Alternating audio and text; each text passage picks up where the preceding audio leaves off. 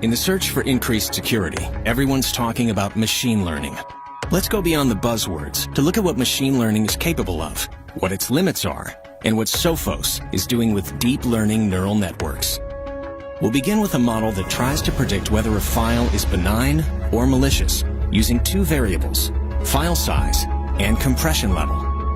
First, we train the machine learning model to recognize these two attributes.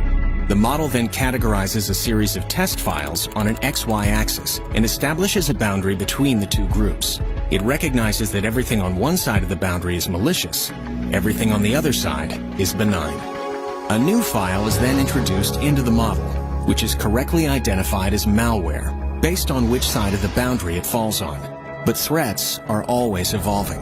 Malicious files look more and more like benign files, and two attributes are no longer enough to accurately identify them. So a third attribute is introduced. The model learns that attribute, establishes a boundary along a third axis, and identifies malware that would have otherwise been missed in a two-dimensional model. The more attributes that are fed into a machine learning model, the better it can predict whether a file is malicious or benign. But the most effective models need to expand to 5, 15, even 100 dimensions. And inside these models, the files don't just grow in number. They have highly complex attributes and nonlinear relationships to one another.